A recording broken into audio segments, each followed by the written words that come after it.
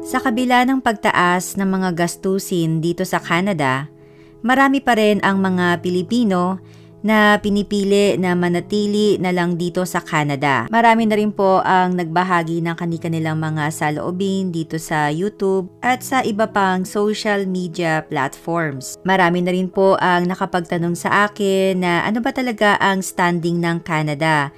Bakit marami pa rin ang gustong pumunta sa Canada?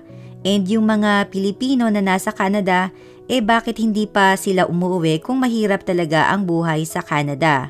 Well, guys, in reality, meron pong umuuwi. Pero hindi po talaga lahat. For our video for today ay tatalakayin natin bakit nga ba hindi pa umuuwi ang mga Pilipino sa Pilipinas kung mahirap naman pala ang pamumuhay sa Canada. Bibigyan ko po kayo ng makatotohanang sagot. Ang mga sasabihin ko po ay for general perspective. Pwede po na iba-iba pa rin tayo ng mga dahilan. So, case-to-case basis at talagang depende po sa nangyari sa inyong sitwasyon dito sa Canada.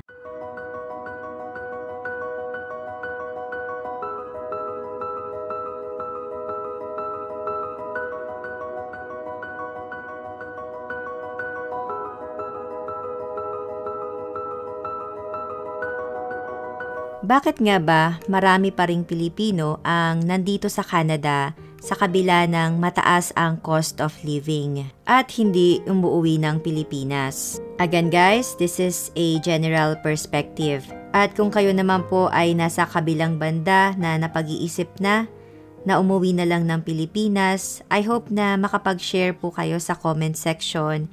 Bakit po kayo nakapag-come up na umuwi na lang ng Pilipinas or umalis na lang ng Canada at pumunta sa ibang lugar? So guys, ilimit lang natin na ito ay para sa mga Pilipino na lamang muna. Wag na muna natin isama yung mga ibang lahi na may mga access sila.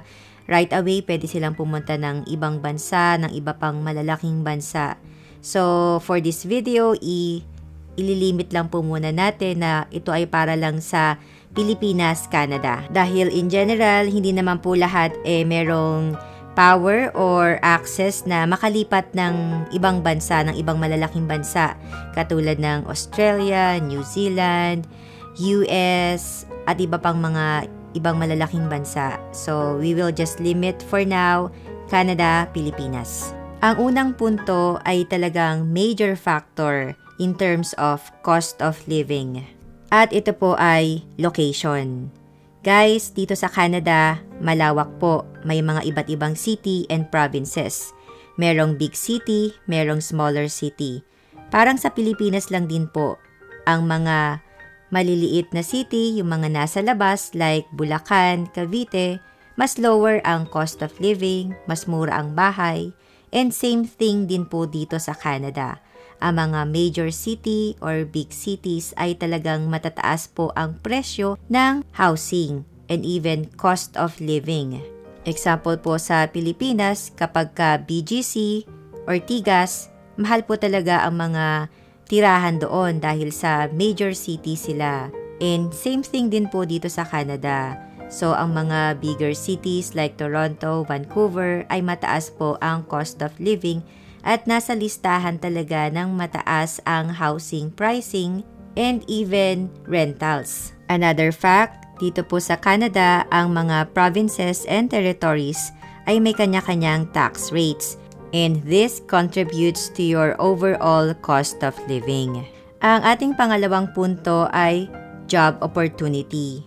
Kung ikukumpara po talaga natin ang minimum wage earner sa Pilipinas at dito sa Canada, ay talagang magkaiba po. Kapag masipag po kayo dito sa Canada, ay talagang may kakainin po kayo. And alam nyo ba guys, hindi man lahat, pero ang dami ko pong na-encounter na mga Pilipino dito na nagsimula sa baba at ngayon mga may position na. And alam nyo ba guys na ang Filipino dito sa Canada ay kasama sa most hireable race. Talagang marami ang nagkakagusto sa Pilipino na trabaho. Kaya isa rin ito sa mabigat na dahilan bakit marami ang nagstay pa rin dito sa Canada dahil sa meron na silang trabaho na bumubuhay sa kanila.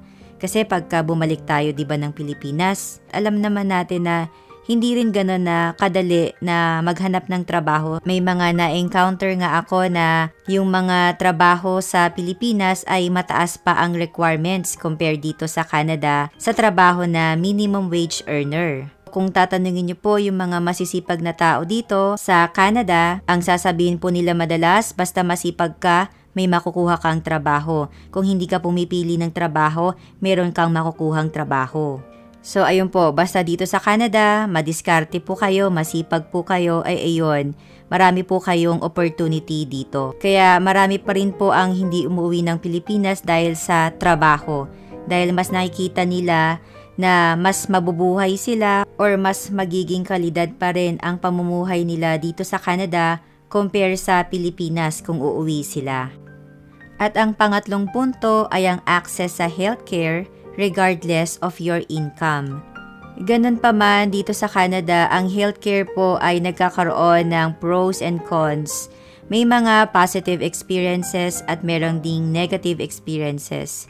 Pero may mga kababayan po tayo na pinipili pa rin na manatili sa Canada dahil sa access sa healthcare. Pagka gusto po nilang magpa-check up sa doktor ay pwede po silang pumunta at walang iintindihin sa bayad. May mga laboratories na covered po ng provincial healthcare. Kung gusto po ninyong maupuan ang healthcare ng Canada at dahil sa ito ay controversial, alam ko po na may mga naririnig na kayo ng mga bad sides nito, ay meron po ako nagawang video about sa controversial healthcare dito sa Canada. Marami po akong natakil doon at makapagbigay liwanag din po sa inyo.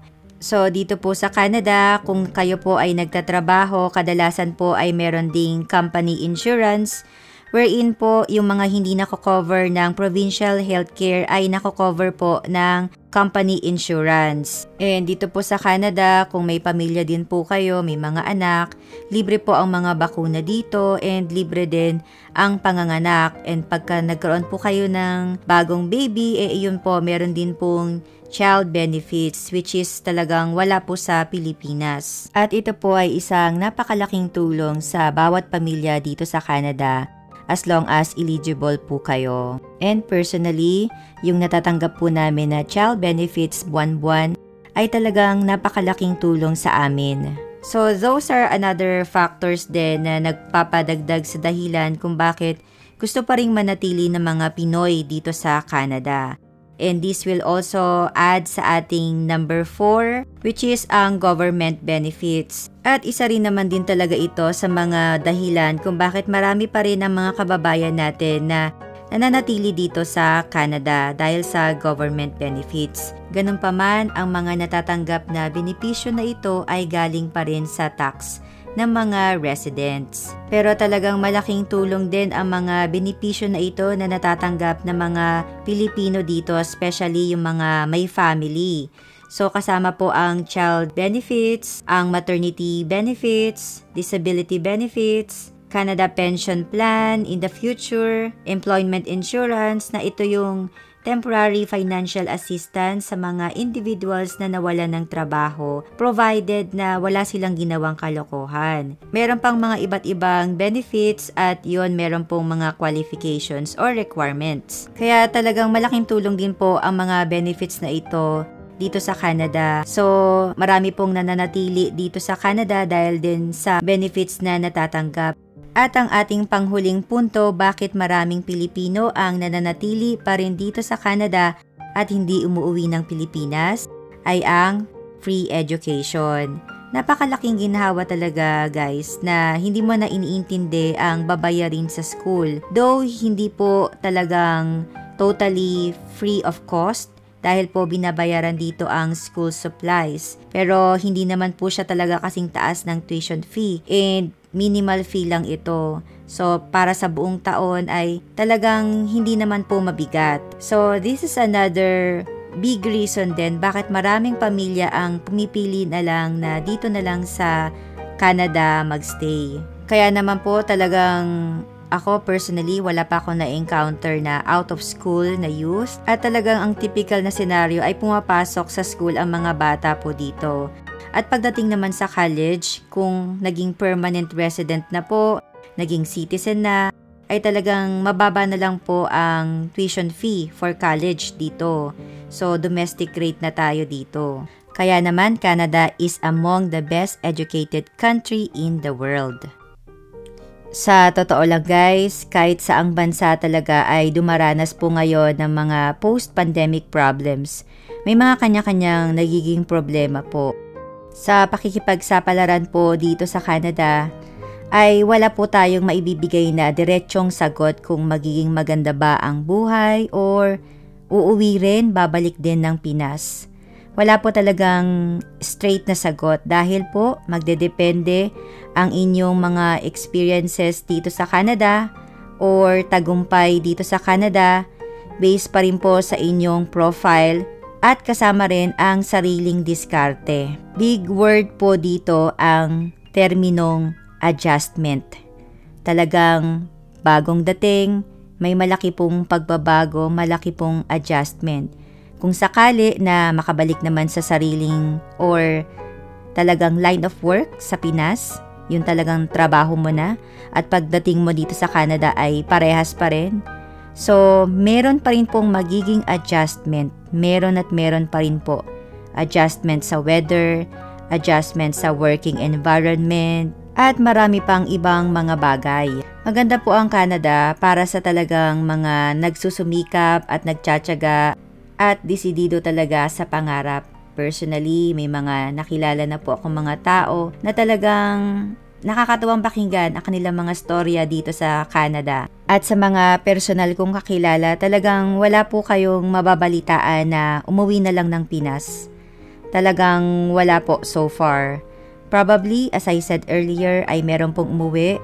Pero talagang majority ay hindi po ganun ang nangyayari. Talagang marami pong Pinoy dito na nakatira na or matagal nang naninirahan dito na talagang Canada pa rin. Bagamat hindi po ito ang desisyon ng iba. So again, meron at meron pa rin po na gustong umuwi na lang. May mga kanya-kanyang dahilan at hindi natin alam ano ba talaga yung mga malalalim na dahilan na yon at kailangan nilang iwanan na lang ang oportunidad sa Canada. May mas pinaprioritize sila sa buhay nila, maaring pamilya sa Pilipinas. Kaya po talaga depende sa ating mga sariling dahilan. Kanya-kanya po talaga tayo dito. Pero ang masasabi ko lang po, kung nangangarap po kayo ay maraming opportunity sa Canada. Importante din na mapag-aralan ang pupuntahan po ninyong city destination. So may mga nagawa na po akong videos na pwede pong makatulong sa inyo sa pagpili ng location or city dito sa Canada. Hangad ko po ang tagumpay ng inyong mga pangarap. Please consider subscribing sa mga hindi pa po nakapag-subscribe sa amin and pakibisita na rin po ang aming mga playlist para sa mga categorized topic. Thank you guys for watching this video. Take care. I'll see you again. Bye for now.